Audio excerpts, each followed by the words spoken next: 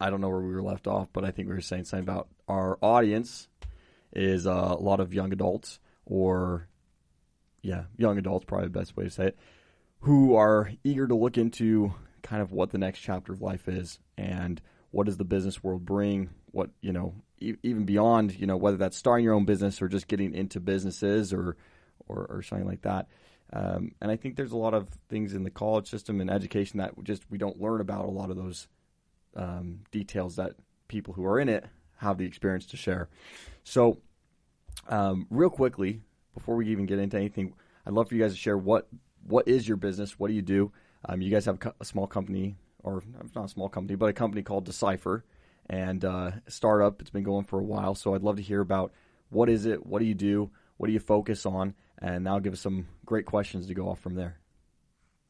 You want me to take the lead on that one? Absolutely. Okay. You're a founder, right?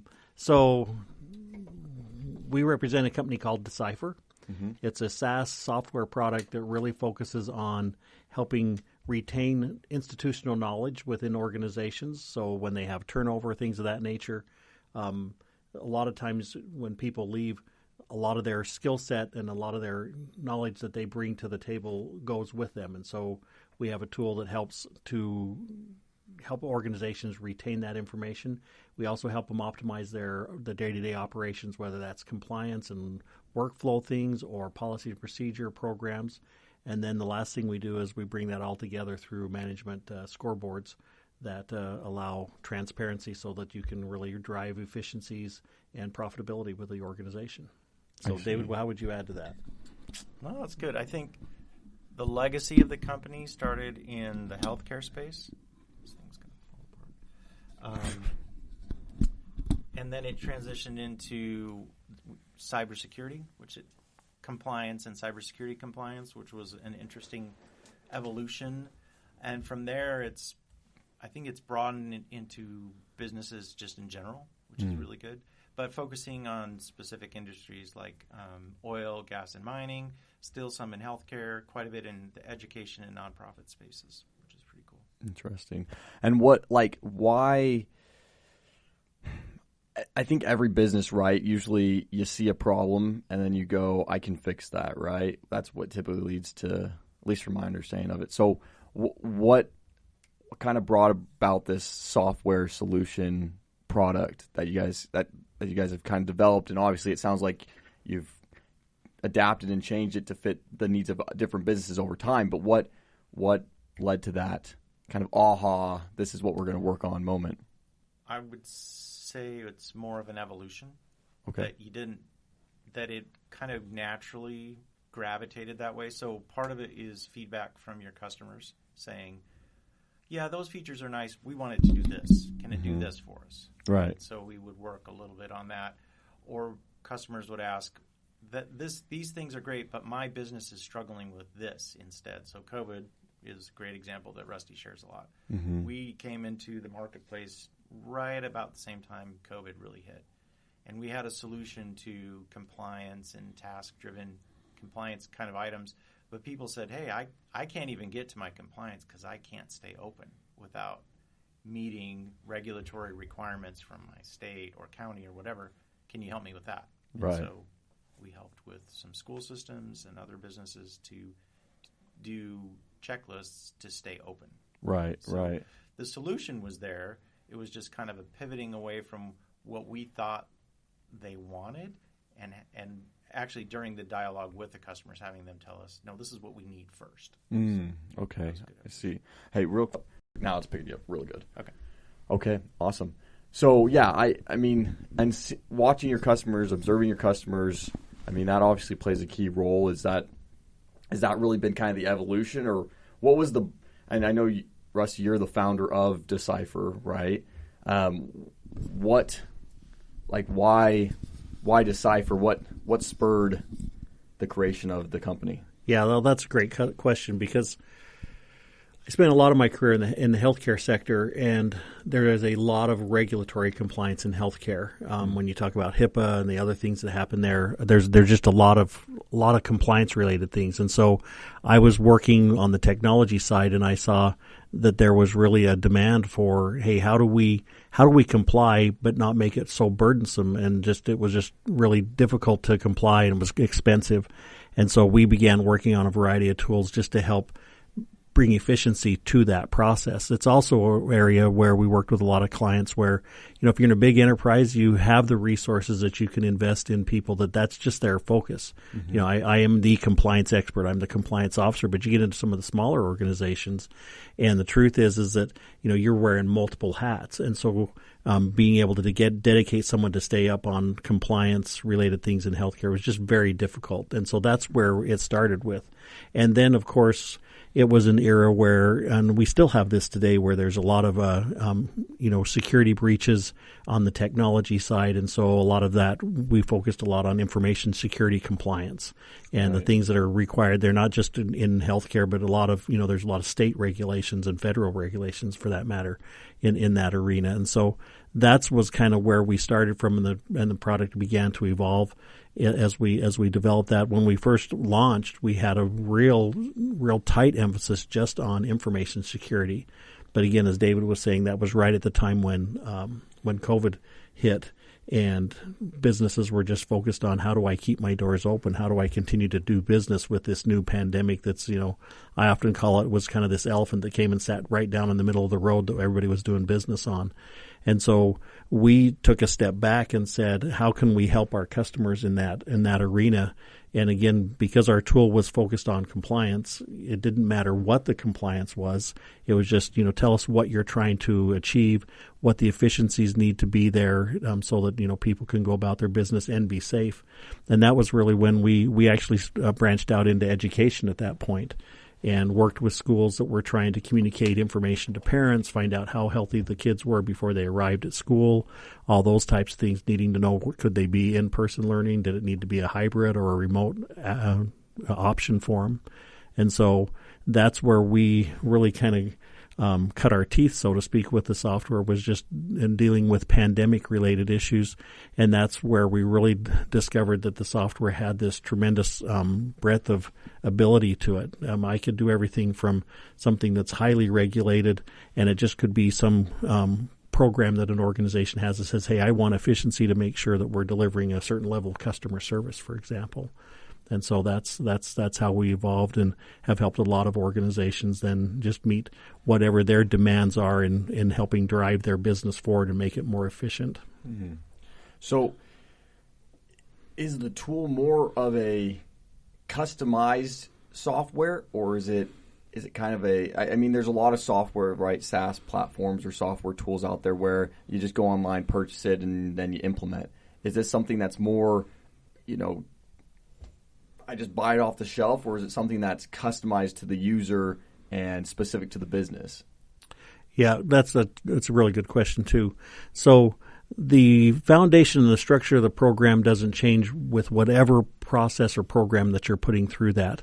But what's unique about it is I can take my specific requirements and I can plug that in there in a way so that it identifies who's responsible to do specific things, when they're responsible to do that, and then tracking that through to completion. And then we've wrapped it with this education module that allows them to what we call task-specific training. So when it's time for me to accomplish something, whether I've got years of experience in that or if it's just I'm brand new to the job, I can actually watch video and text-based information on that specific task that I need to accomplish to see how exactly do I do that. And that serves two purposes. One, it frees up management or top performers so that they don't have to be there with everybody that's new. It also ensures that we have consistency in delivery every time that happens. A lot of times, if it's something I'm doing every day, I might get pretty proficient at that. But what about those tasks that are still required, but I'm doing them, maybe it's once a month or once every 6 months, or some things are even once a year. When you get into the compliance space, that's very typical. And so this system has the ability to capture, hey, this is exactly how we accomplish that to ensure the quality. And then it makes it very efficient because it reminds the person when it's time to have it done, and then it records it, and management has transparency of that all the way through. Okay. Yeah. One of the interesting parts of our journey was trying to describe to other people, so what is it you do? And we struggled with that for a long time. And so we came out with oh, well, this is our vision statement, or these are the words that describe us, or this is our approach, or this is what we are. And we talk to other people in the industry and other customers, and we're like, well, yeah, we do that too. Well, yeah, we do that too. No, we're not quite that.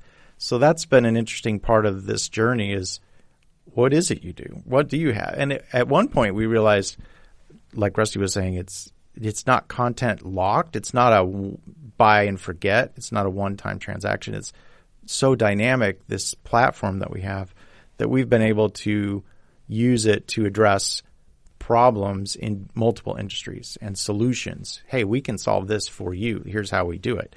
But it's turnkey in the sense that it's ready for your expertise and your content from an enterprise perspective to get it to your people. So I don't know that I've finished I don't know that we've finished our journey, although we've developed some foundational pillars that we use to describe what we do and how we address things. Institutional knowledge is probably one of those good things. You know, we're here with education. We're not strictly an LMS, but our software has that element also that helps you deliver training and keep top of mind awareness, but maintain that institutional awareness. But it also is there to help you keep track of things. So my other thought was compliance is not really sexy. Not really. It's kind of one of the last things companies really want to do. They don't want to get in trouble with regulators. They don't want to get busted for not doing something that the law requires, so that there's this kind of have to. Right. But there's all these other things that you can also do that are preventative that we also address. So. Okay, interesting. Yeah, well, and that's one thing that I was just, as you guys have, you said a few words that stuck out to me, which was adaptable and consistent. And it almost seems like the tool that you're using or you've created is almost not even attacking or helping solve business problems, but they're helping solve business principles, right? Like they're helping businesses with being adaptable, right? Helping them adapt and helping them stay consistent, which are both important principles, not only for, we talk a lot about those principles, it seems like, with other guests on the show, but how important are being adaptable and consistent in a business? How important are those from your guys' perspective? Just to pull a little more general. Competition's pretty fierce. So if you're not adapting, depending on the industry you're in, you could be in trouble pretty quick. So, but kind of where I don't know how to say it. I think it comes back to institutional knowledge a little bit more than adaptability, because if whatever you do as a business, if you're not doing that well, you're not going to stay in business. Sure. So there's kind of this, how do I do day-to-day operations, which has to be consistent, and I have to do it. So our software is awesome for that. In terms of what's changing in the marketplace and how do I stay competitive, that's what your leadership's about. And then they feed that down to your employees so everybody stays abreast. So a couple things I would tell you on that. I remember visiting this was a large client. They were a large enterprise, several thousand employees, hundreds of stores. One of the things that was the most interesting in visiting with their, what I'll call their kind of the line staff, the ones that, make sure things happen day to day. Sure. And they said, one of the biggest, I remember this one person in particular said to me, they said, one of the biggest challenges that I have is that when the manager's in the store, they expect me to do things one way. When the assistant manager's there, they expect it to be done another way. And so I'm constantly basically feeling like I haven't done it the right way because there's this confusion in what the deliverable really is.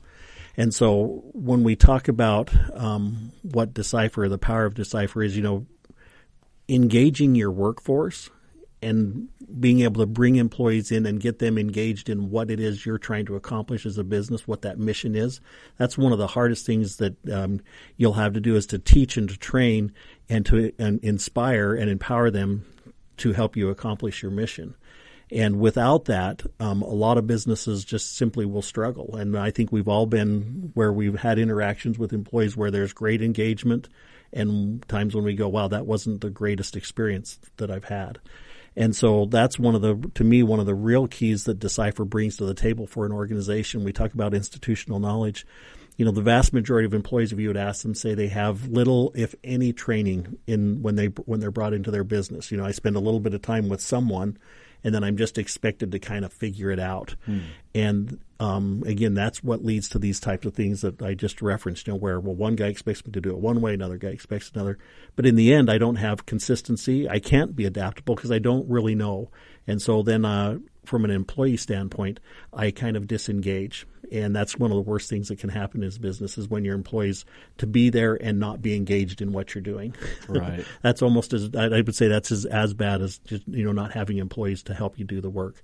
And so that's where Dsyfer's Empower tool, the learning management system, the modular learning, allows an employee to come in. And again, when I'm doing my day-to-day routines, I have that training right there helping to bring me up to speed so that I can gain that institutional knowledge that's so important.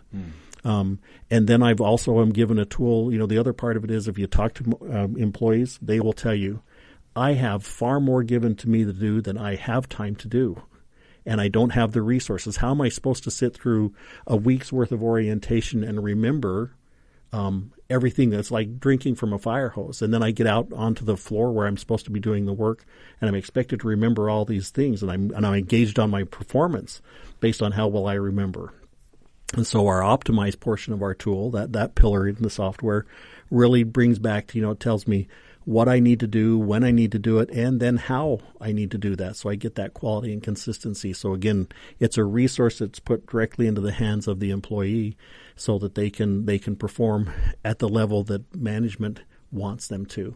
And then the last part, when we talk about the Dsyfer Manage component of it, or the Envision, that's really just allowing all these activities that are happening. And when you think about the tasks that, you know, as one employee performs throughout a day, I mean, there can be thousands of things that are happening. And then you times that by the number of employees, the number of locations. Again, what the Envision portion of the product does is brings all that information together to show, hey, these things are consistently happening, these things aren't. So management then can say, okay, what can we do to help in these particular areas? It finds those gaps.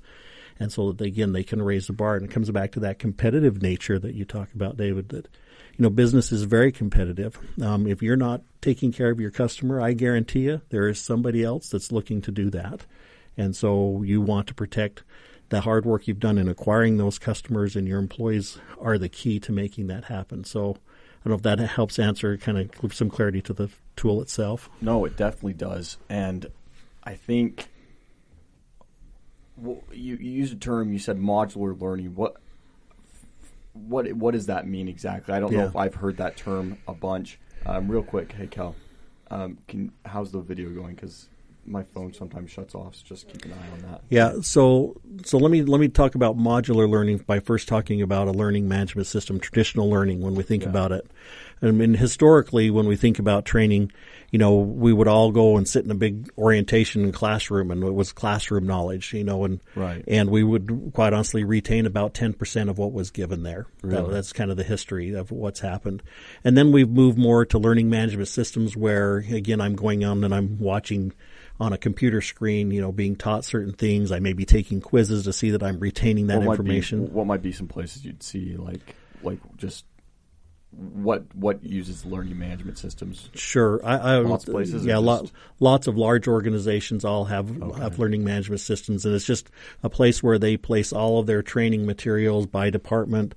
And then I've got this scheduled training. Compliance is rife with that, to be honest with you. I mean, you know, I've got to take a certain number of compliance training courses throughout the year just to comply with regulation, things of that nature. So those are kind of what I would call traditional learning management systems. Yeah. We've kind of pioneered this concept called modular learning, which really then kind of breaks that up into bite-sized pieces, and we do it in two ways because learning happens at there's lots of facets to it, right? Mm-hmm. And so we've tried to attack it within the software that same way. So we have what David referenced earlier was just kind of this top-of-mind awareness training where depending on whatever my responsibilities are, what department I work in, I'm just being fed out kind of bite-sized information each day that reminds me, hey, keep this top of mind while you're doing your job. And it may be job specific, or it may be just, when we talk about from an information security standpoint, that's very important to remember, how to be safe when I'm working in the internet, for example. So we have this kind of this bite-sized top of mind type awareness training. But then this modular learning also drives into what we call this task-specific training, which again allows me to take bite-sized information and say, hey, on this specific task, these are the specific steps that we want you to do to accomplish that. So imagine that from a compliance and a regulatory standpoint, making sure that I'm complying with an OSHA regulation, a health and safety type of a regulation, something like that. It can give me specific information to know, hey, have I done the right cleaning procedures here, for example, or have I taken the right precautions to make sure I've protected myself during that cleaning procedure? And again, I can step in there as a brand new person and go, oh, it's time for me to do that. Let me watch and follow the instructions so I can do that exactly. So that's kind of that modular type learning information. And then we can take it down even to be more from a standpoint of maybe I'm interacting with customers and we want to kind of maintain this certain level or standard in how we interact with customers. And so I'm brand new to that, and maybe I don't have a lot of experience dealing with that. Well, this modular learning, again, allows me from a video-based as well as text-based learning, I can pull this up and watch and see an illustration of this is how you properly interact with a customer. This is how you properly handle a customer complaint. So again, very modular, very precise in handling certain things, and it's related to the tasks at hand. And so, again, when we talk about building institutional knowledge or retaining it, that's how we've captured that from multiple facets. So, David, I don't know if you have anything you want to add on that. Nope.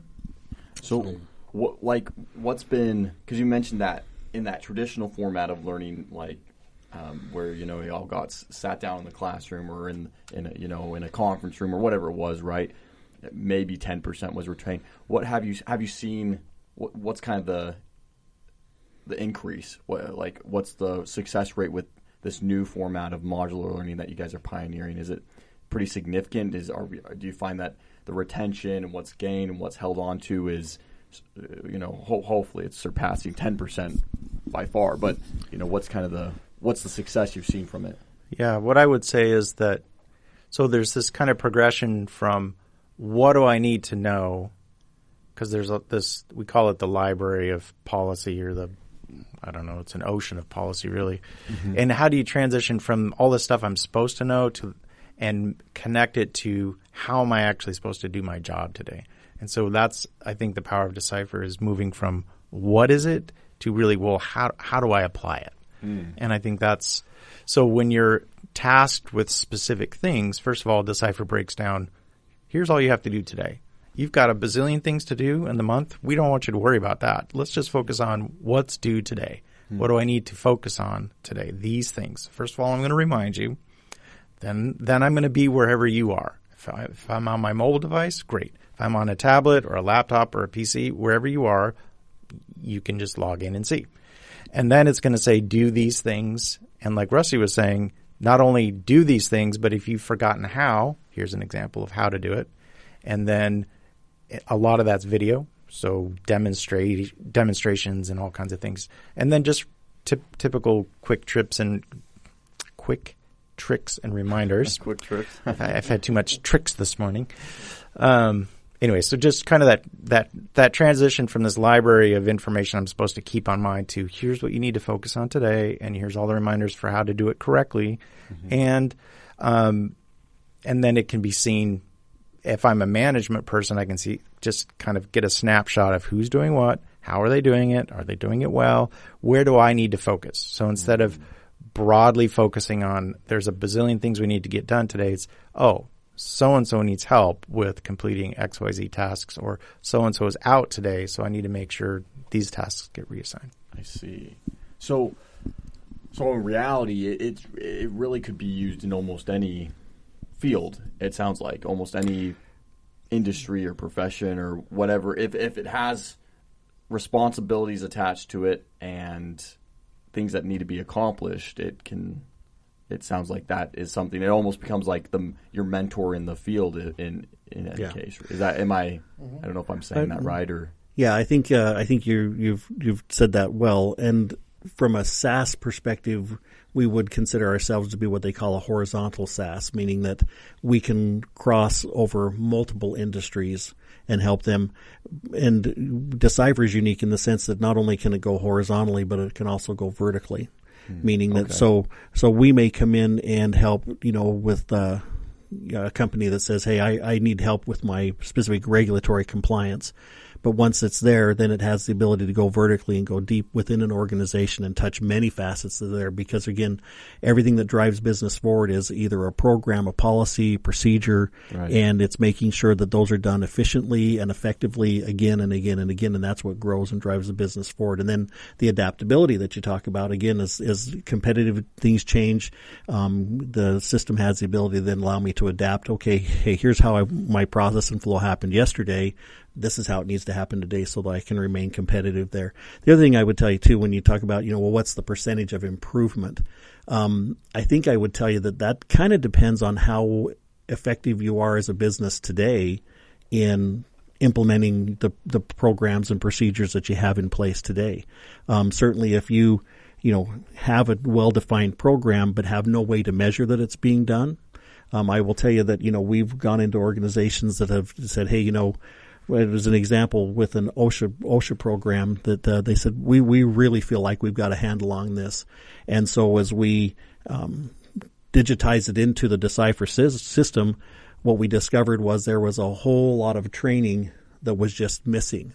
And when we presented that back to management, they said, wow, we didn't even realize that we weren't training on that. And so the system, just before we even started, identified gaps within their process. And again, then we had to create institutional knowledge to import into that. And then there's other examples where the system was there, but again, management had no way to really know how well it was being done. And as soon as it was put into the program, they saw it go from 20, 30% compliance all the way up to 80 to 90%. And when I say compliance, I'm just meaning, hey, we had a defined system. We just weren't performing well. We weren't efficient because it wasn't efficient, and so Dsyfer made it efficient, and so then it was a doable thing. Part of our onboarding is to do, I wouldn't call them interviews, but we sit down and go through processes pretty specifically. Yeah. And processes aren't like super sexy, but it's kind of the how do you actually do what you do. And when we sit with a business and make them tell us, it's very eye-opening. Because there's a lot of institutional knowledge of, we just do it this way. But when you break it down, what you identify as all these failure points. You see all these. So, for example, in one industry, they were using videos from like 1987 for their safety stuff. They're like, what are you guys doing? This is silly. And so we helped modernize some of that stuff, which was good. And then, like Rusty is saying, there was another industry that they said, we're so good at operations. We've got our hierarchy and our presidents reach out to the district managers who reach out to the store supervisors who reach out to the employees, and we'll get it done. Yeah, 5 to 10% per week compliance, somewhere in that range, maybe. And then when we introduced and they adopted Dsyfer, it shot way up to like 85 to 90% daily, which was pretty tremendous for them. But they had no way to measure it. They were measuring it using Excel spreadsheets and email, and anyway, they weren't a really digitally mature business. Mm-hmm. And so for them to digitize and come into the 21st century was really helpful. Well, and I think that's one of the things I would say too, is that organizations are really good at creating programs. And really good organizations can develop a process related to that. Hey, this is what we're trying to accomplish. This is how we're going to get it done. And so in our world, we call that's the content piece of it. And so what they lack is the delivery tool for that content down to the people that are expected to accomplish it. And if you don't have a good delivery tool, what you end up doing to the people is that you keep giving them more and more requirements, and they're trying to figure out ways to make all this happen, and you're just going to have slippage. And then, of course, on the end of it, management can't really have transparency to see, is it being done well, isn't it? And so you don't get the effectiveness of the outcome. It can be the greatest program in the world, the most well thought through, the most defined. But if you don't have the delivery tool to allow the employee to get there with it, the business is going to struggle. And what you end up with is just check boxes. And so instead of understanding all of the reasons why we're supposed to do these things, it's just a checkbox. I'll just make sure it's done. And so you get, I can't say the word, but you get a half effort to do the job or to at least check the box whether or not the thing actually got done. Well, we completed the form. We checked all the boxes. Nobody's checking. So. Right. No quality of work. Correct. And truthfully, what we find is, as we work with business, it isn't that the program is the problem. Again, it's the delivery tool to effectively get it into the hands of the employee and give them a way to succeed. And so that's what we've focused on. And it's not that employees don't care. Now, like Rusty said, it can lead to complacency if they just have too much and there's no way to effectively do it. So anyway. So, I mean, we go into the grocery store and you see bad employees. Well, really, that's a reflection of poorly executed processes. So, anyway. And so the tool comes and helps give that structure and implementation. Yeah. Well, and I think every employee could say they've had an experience when they've been given an assignment and they don't have the tools or the resources to actually complete that. And again, what's one of the things that Dsyfer does is it identifies and says, well, if you're going to do this, we have to have this resource in place to do that. And so it helps management see, oh, you're right. We skipped that. We skipped that. Or institutional knowledge just thought, well, that's just the way we do it. And that's great if you've been there long enough to know that that's the way you do it. But if you're new, you don't have that institutional knowledge. Right. And again, kind of and that's one of the big challenges for business. Again, we've talked a lot about employee, but from a business standpoint, we have these key employees that come in and they make the difference in the success of our business. And they, in essence, become the institutional knowledge. And then as they move on, then the business loses all of that because they haven't found a way to properly capture that and make sure that the next people that come along become as proficient at it. Totally non-related example, but it kind of illustrates some of this. So I worked for a large telecom before. I worked for Verizon for almost 25 years before I started with Dsyfer.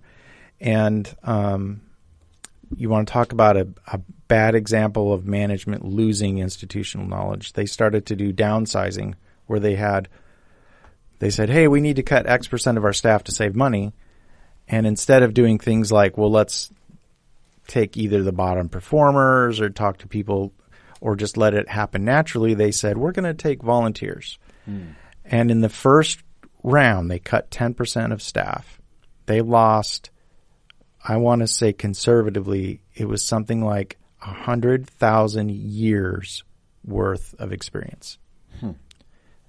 Wow. Because, this was a 100,000 plus employee company, but they cut people with 25, 20, 15, and if you added up all those years, it was something like 100,000 years of institutional knowledge walked out the door.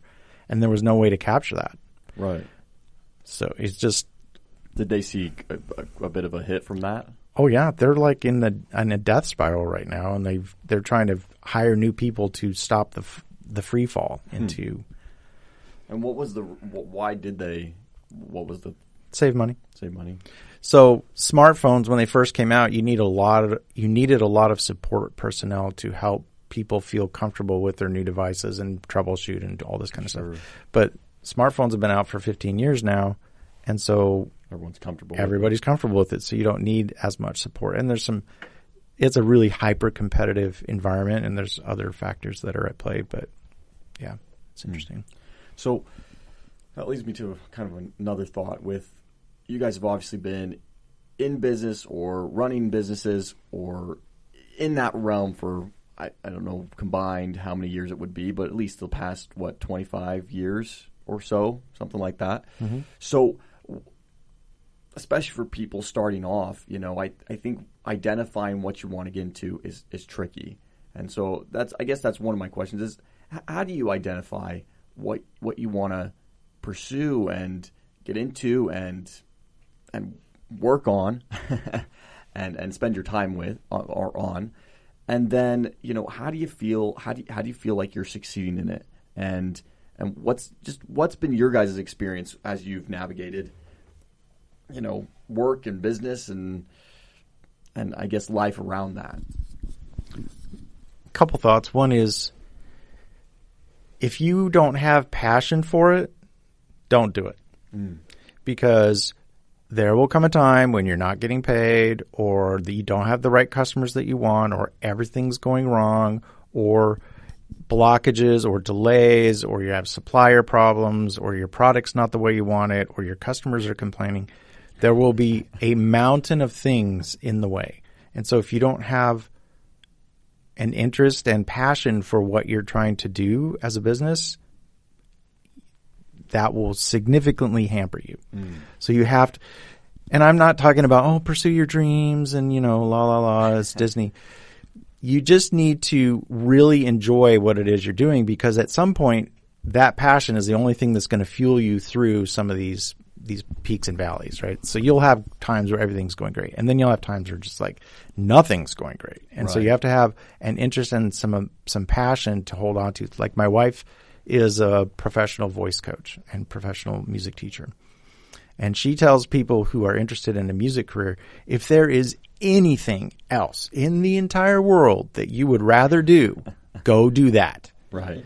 Because music is unforgiving, and it's an uphill battle, and it's all internal mental demons, and your greatest competitor is yourself.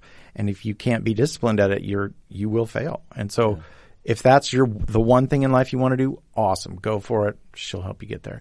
But if not, do something else, because if there's no passion there, you're going to burn out, or you're just going to give up, or you're going to feel bad when it didn't necessarily have to be that way.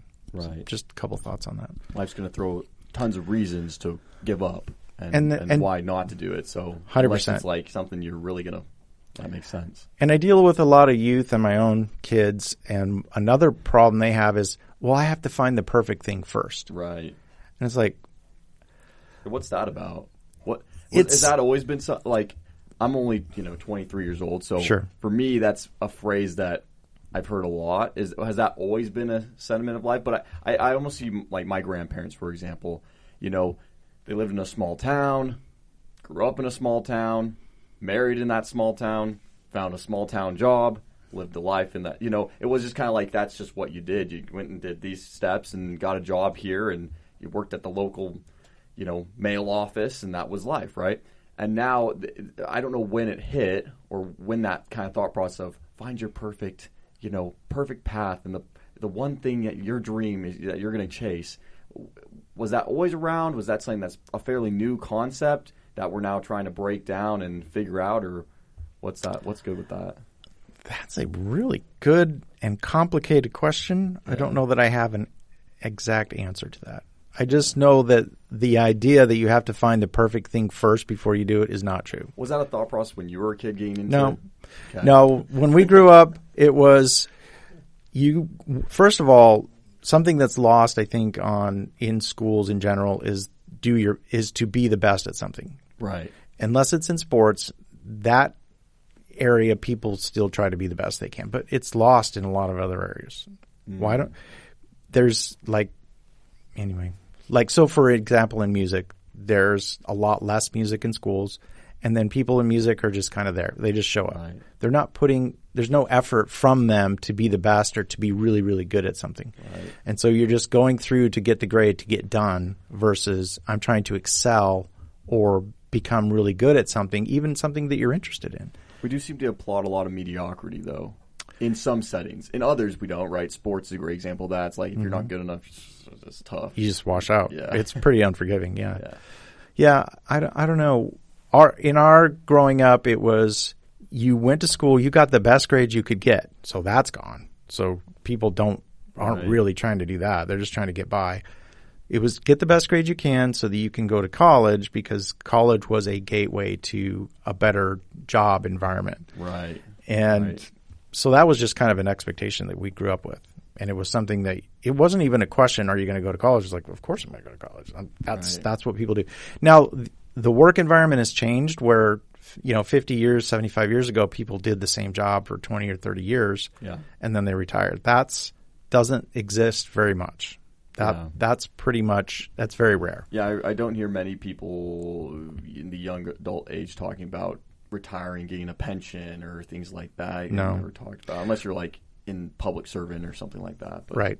Well, and there still are areas of vocations that you can do that, electrical and plumbing and HVAC and military and things like that. Okay. You can totally career path in those areas.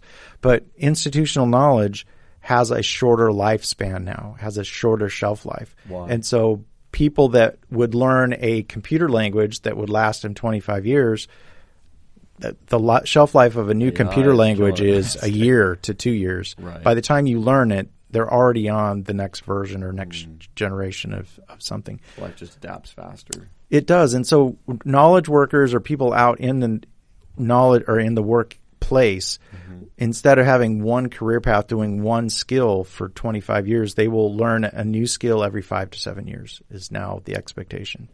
And AI helps and hinders because the pace of technology change has disrupted a lot of that. And so you've got some people, especially people a little bit older than us, who are still saying, well, you should go to school because that's the only way to succeed. And that's not necessarily true. Do you need some education and some schooling? Sure. And in specific areas, it's awesome. Yeah. But this idea of go to college and you'll be fine for the rest of your life, not so much. College can teach you skills. In fact, you shouldn't go to college unless you're going to learn a specific skill that you can then apply in a job. Otherwise, it's a waste of time and money. Sorry, I'm really passionate about this. No. I'm surprised. I'm just like, oh yeah, well, let me tell you when I think about this. There's a lot that we haven't caught up on, and we're not teaching young people skills that will help them succeed. You get out of high school, you've seen some of the scores that there's whole segments of high schools that are teaching people, graduating kids that don't know how to do math, can't read, can't form basic sentences, and don't think critically. Why is that though? Did they used to? Yeah, I think so. So what's been... I don't know what the whys are. I'm more focused on how do we get back to that, how do you go back and teach kids, young adults, especially who didn't come out of high school with any of those critical thinking skills? Okay, how do we teach them critical thinking skills and things like that? It's interesting because it's almost like there's an absurd amount of information free information available where people could learn different skills. But what's interesting though too is I think it's one, you have to go search it out for yourself, right? So that becomes tricky. And if you've not learned how to, as a young adult or in high school, or to go study or go take initiative for yourself to find out and research and discover, then that becomes almost, pointless. The other problem I see, people still can do it, but you almost have to, it's like they have to figure out, what am I going to go research and then find a passion for it, right? The other thing, too, is I think because information is so available now, it almost is, if people don't figure it out like that instantly, within a couple days or a day or 3 days or a week, it's like, I'm moving on. I couldn't figure it out. That wasn't worth my time. Whatever. Attention spans are and super short. So even though it's like there is so much knowledge out there, whereas, 30 years ago there wasn't, I don't think necessarily people are, attaching to it. I think almost, and it's easy to get sucked away into other things too. Well, that might be part of the problem. I think you're hitting on something, and that is there's so many choices. How do I possibly make a choice? Because there's too much to choose from. Like dating apps. Yeah. It's too many fish. How do I narrow it down? Right. So that can create anxiety and fear. At the same time, I think in our career paths, you just start. And it's once you've started doing something, just pick anything that interests you broadly, and then that gives you a lot of room to maneuver once you're moving. If you're not moving, it doesn't really matter what you're doing because you're not going anywhere. If you're moving in a direction, then you can decide, I don't really like that, and you can change. That's the other fear that people have is if I change, I failed. True. And it's okay, well, changing your mind, I just wasted all that time. I wasted all that money.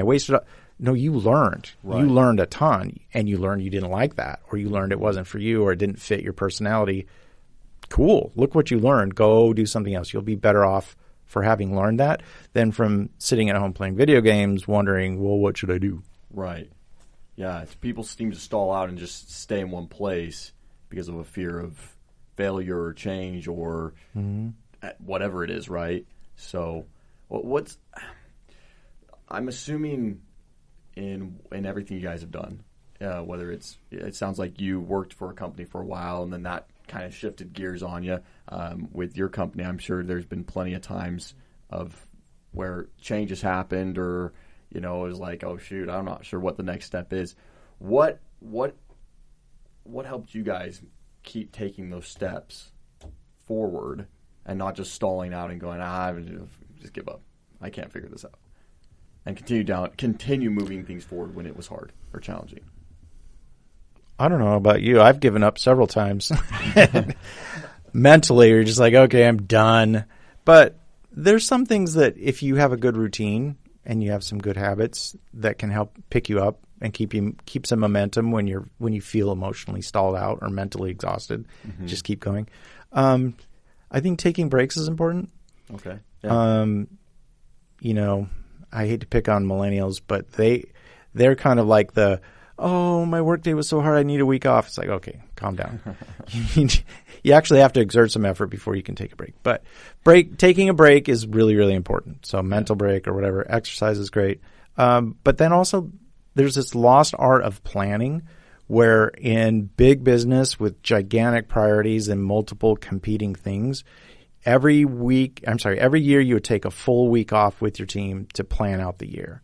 And then every month you take 1 to 2 days to reassess and replan. And then every week you take an hour to 2 hours to actually schedule out, plan out, sequence out your week. And then every day you take 10 or 15 minutes at the beginning of the day to orient and just adjust. And people don't do that as much. And so they're just kind of like in the grind without stopping to look around and say, orient themselves to where they are in respect to their goals. Well, I would say that's another skill that, like, even when you say that, that's not something that's just purely unique to business. That's something that you could implement as an individual. Absolutely. And that's not being taught in high school, primary, any of those education on how to plan or schedule or goal setting. Or goal setting, right? Small, medium, large, long, people come to me sometimes when I was helping my employees with career planning and like, well, how do I plan my career? It's like, let's talk about some long goals. Because if you don't have a 3 to 5 year goal, well, it doesn't really matter what you do because you're not trying to get somewhere. Achieving, long term. What's your and so you can do that with life. And some people will really struggle with long-term goals. I totally get that. So do shorter. Yeah, make it 6 months. It doesn't have to be 3 to 5 years. That just helps with, in 4 years I'm going to graduate and I want a job in this sort of industry. Right, yeah. But if you can't do that, do shorter and shorter and shorter until something clicks and then at least get moving. Sorry, Rusty. Well, you make a good point, too, just to add on to that, and then I want to hear your kind of viewpoint, Rusty, on this, is, you point out you would take a week off to plan the year, right? It wasn't like, oh, we took an hour of our day and we planned the year. You took a significant chunk of time to really get it right. And then, a couple days for the month, a few minutes for a couple hours for the week, a few minutes for the day. And so giving yourself the proper time to plan and succeed, I think is important because not all the ideas, not everything is going to come all at once, right? It doesn't just, you're not going to sit down and everything that you need to do or all the goals you want. It takes time to think about it and ponder and put it together. And I think, once again, it comes back to that culture of impatience where we're used to things just happening quickly and figuring it out quickly and getting answers quickly. And so when things don't come as quickly, we tend to move on and forget about it. And anyway, so just to add to that. But Rusty, I want to hear about your opinions on this. Well, I think there's a couple things I would tell you. If you don't know what you want your career path to be, or you haven't found that ideal or don't know what that ideal is, I think I would tell you that, just look at what opportunities are right there in front of you, what doors are open or could be opened. And don't be afraid to walk down. I think sometimes we go, well, that's not I never thought I would do that. That's walk down that path and explore that and learn all that you can. You talked about all the learning that comes from that. That only helps elevate you to the next step.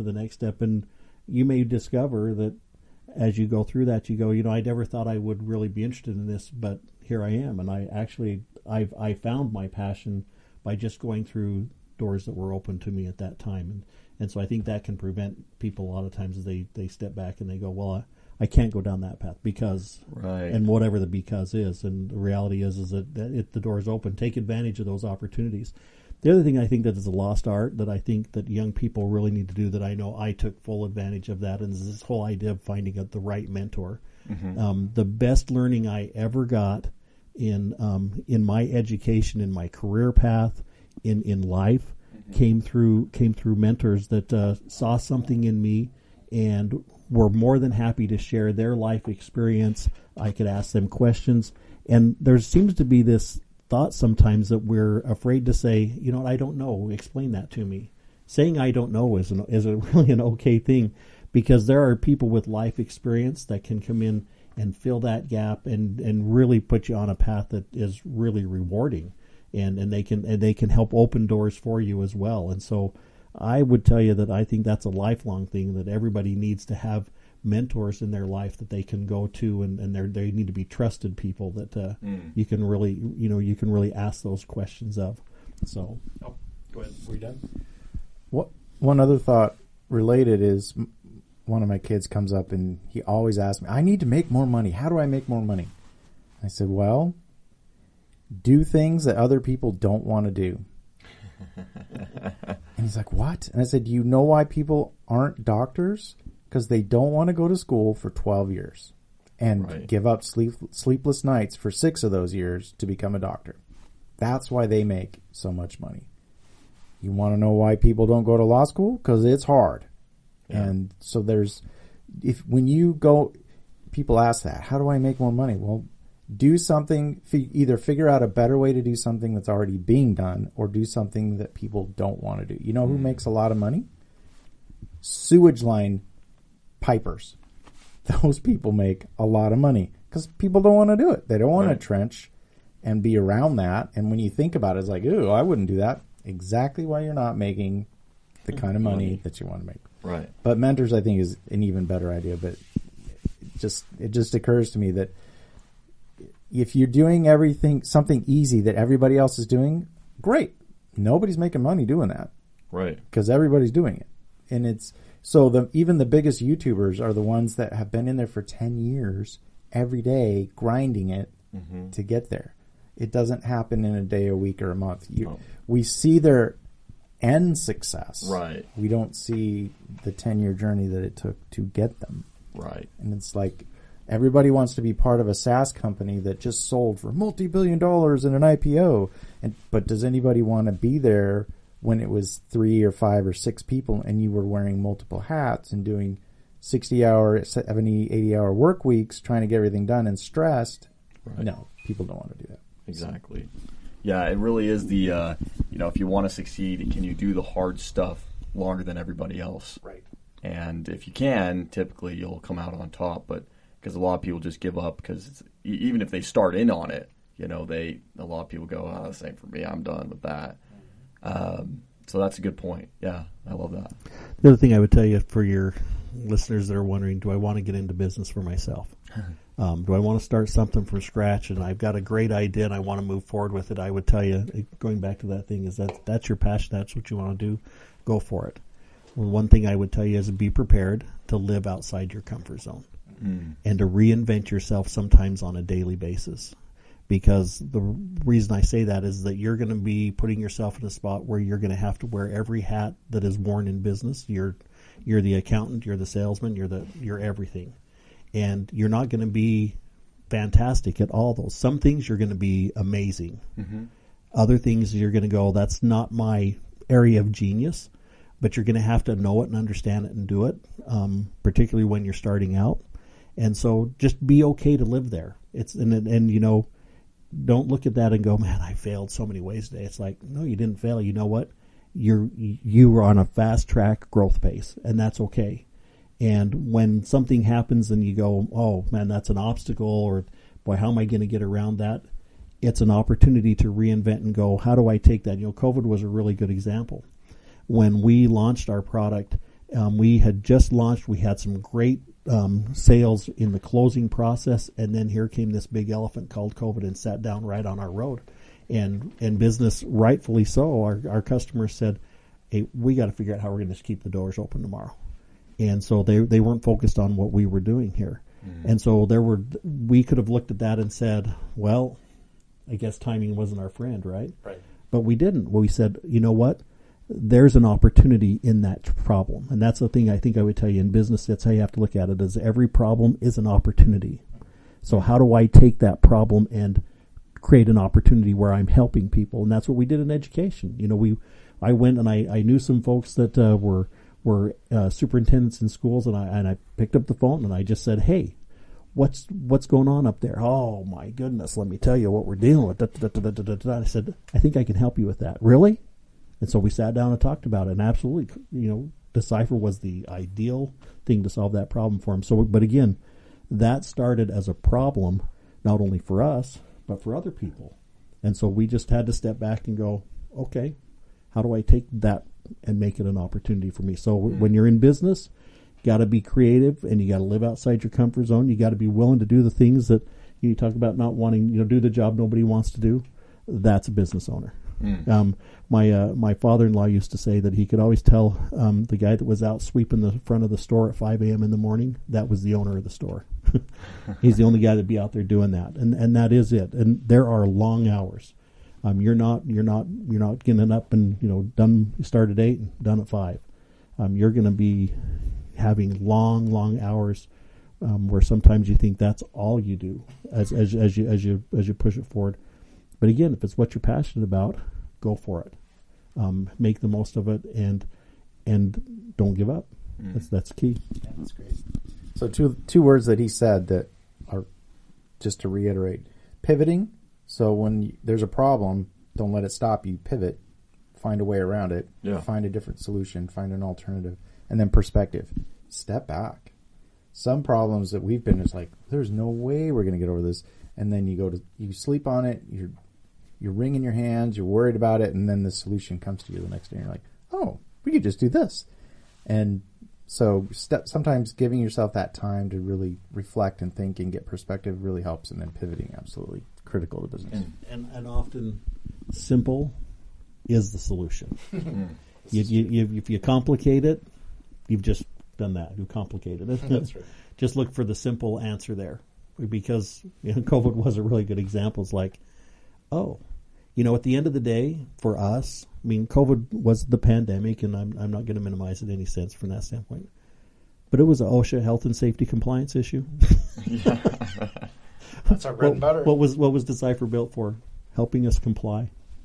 So we just stepped back and went, oh, well, in many ways, COVID became our friend because we helped business solve a problem so they could focus on their core business. Sure. So like, again, business is an interesting place, but you gotta be comfortable living outside your comfort zone. Yeah, no, I think those are great points, and it really is. I think you make points that go deeper than just business, right? They're principles that can go into just daily life, right? You're gonna have obstacles that come up. You're gonna have things that get thrown in your path, and it really is. Can you take that obstacle and make it an opportunity? Can you thrive past the challenges and continue moving forward? Sure. Well, it is absolutely that, because, you know, there's nothing we all like more than just to be comfortable. Yeah. And when life tries to push us outside of that, we kind of want to fight back, but that's where we grow. You know, I heard it said once, you know, that the comfort zone is where dreams go to die. And that's really true, because we're not progressing if we're not feeling a little uncomfortable in what we're doing. And so that's a good part. And absolutely in life in general, you got to get outside that comfort zone so you can get the real growth and rise to that next level that you want. I just wanted to circle back to what's the right thing for me to choose. Yeah. Sometimes I think there's a problem with that question because there's not necessarily a right thing. Sure. And so don't get stuck on what if I choose the wrong thing?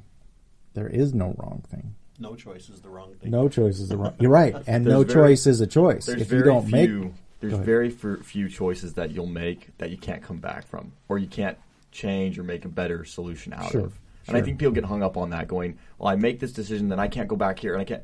And realize, like, well, the truth is, you make that decision. Sure, it may not be the same as when you started last time, but you can deviate and go here. You can make it. Back to that point I was making, where you've already learned. Yeah. Keep learning. Make a different decision. Change. Move. And you'll actually probably be wiser to make even better choices down once if it wasn't the right choice then. Well, in business, another thing we say is fail fast.